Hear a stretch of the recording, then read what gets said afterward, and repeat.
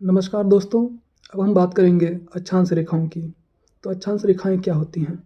वे काल्पनिक रेखाएं जो संपूर्ण ग्लोब या पृथ्वी को पूर्व से पश्चिम या पश्चिम से पूर्व दिशा की ओर खींची जाती हैं, अक्षांश रेखाएं कहलाती हैं।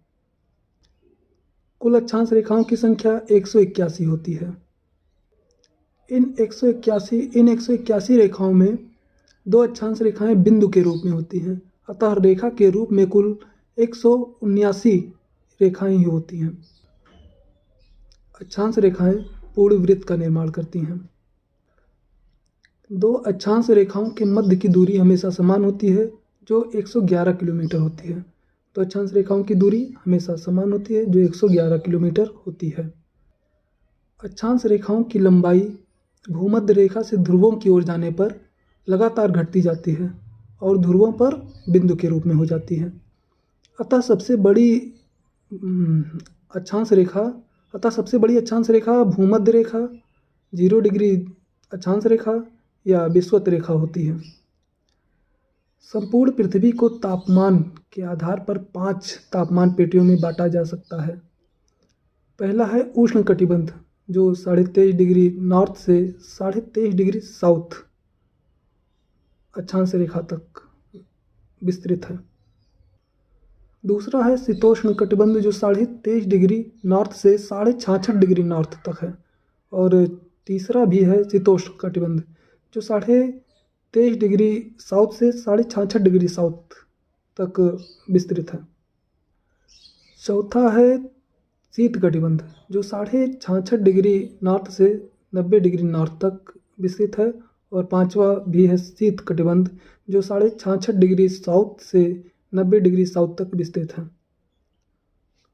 अब हम बात करते हैं निम्न अक्षांश का विस्तार 30 डिग्री नॉर्थ से 30 डिग्री साउथ के बीच है, और मध्य अक्षांश का विस्तार 30 डिग्री नॉर्थ से 60 डिग्री नॉर्थ और 30 डिग्री साउथ से 60 डिग्री साउथ के बीच स्थित है।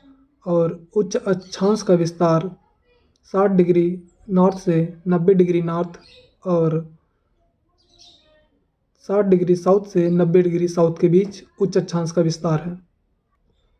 अब हम अक्षांश और देशांतर रेखाओं की तुलना करके उसका अध्ययन कर लेते हैं। तुलना के आधार पर अध्ययन कर लेते हैं, बस हमारा ये अक्षांश और देशांतर रेखाएं कंप्लीट हो जाएंगी। देशांतर रेखाओं की संख्या 360 होती है, जबकि अक्षांश रेखाओं की संख्या 181 होती है, जबकि दो बिंदु के रूप में होते हैं। इस प्रकार 179 अक्षांश रेखाएं होती हैं और 360 देशांतर रेखाएं होती हैं। देशांतर रेखाएं अर्धवृत्त का निर्माण करती हैं, जबकि अक्षांश रेखाएं पूर्ण वृत्त का निर्माण करती हैं। देशांतर रेखाएं अर्धवृत्त का निर्माण करती हैं, जबकि अक्षांश रेखाएं पूर्ण वृत्त का निर्माण करती हैं। देशांतर रेखाओं के मध्य की सर्वाधिक दूरी 111.31 किलोमीटर होती है, और देशांतर रेखाओं के मध्य की न्यूनतम दूरी 0 किलोमीटर होती है, क्योंकि ये ध्रुवों पर जाकर मिल जाती हैं, आपस में मिल जाती हैं। अक्षांश रेखाओं के मध्य की दूरी हमेशा बराबर होती है, जो 111 किलोमीटर होती है। अक्षांश रेखाओं की दूरी हमेशा बराबर होती है, जो 111 किलोमीटर होती है। सभी देशांतर रेखाओं की लंबाई समान होती है, जबकि अक्षांश रेखाओं की लंबाई भूमध्य रेखा पर सर्वाधिक और ध्रुवों पर न्यूनतम होती है। अतः अक्षांश रेखा की लंबाई विषुवत रेखा से ध्रुवों की ओर जाने पर घटती जाती है। देशांतर रेखाओं के द्वारा किसी देश या स्थान के स्थिति और समय दोनों का निर्धारण किया जा सकता है, जबकि अक्षांश रेखाओं के द्वारा सिर्फ स्थिति का निर्धारण किया जा सकता है, समय का निर्धारण नहीं किया जा सकता। कर्क रेखा पर 16 देश स्थित हैं। कर्क रेखा पर 16 देश स्थित हैं, जो हैं ताइवान, चीन, म्यांमार, बांग्लादेश, सऊदी अरब, मिस्र, लीबिया, नाइजर, अल्जीरिया, माली, पश्चिमी सहारा, मारितानिया, बहामास, मैक्सिको। ये 16 देश हैं जो कर्क रेखा पर स्थित हैं। एक बार फिर से हम रिपीट करते हैं। देखिए, ताइवान, चीन, म्यांमार, बांग्लादेश, सऊदी अरब, मिस्र, लीबिया, नाइजर, अल्जीरिया, माली, पश्चिमी सहारा। मारितानिया, बहामास, मैक्सिको। ये 16 देश हैं जो कर्क रेखा पर स्थित हैं। अब हम बात करते हैं मकर रेखा पर कितने देश स्थित हैं। तो मकर रेखा पर कुल 10 देश स्थित हैं। मकर रेखा पर कुल 10 देश स्थित हैं।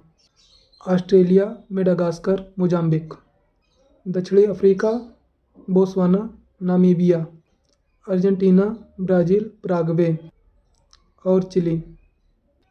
ये 10 देश मकर रेखा पर स्थित हैं। ये 10 देश मकर रेखा पर स्थित हैं। अब हम बात करते हैं मकर रेखा पर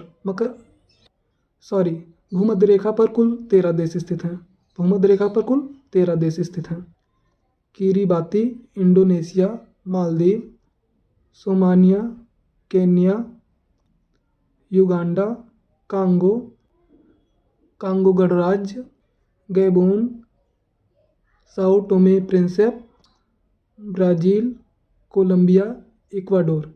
ये 13 देश भूमध्य रेखा पर स्थित हैं। इसी प्रकार अक्षांश रेखा भी अब समाप्त होता है।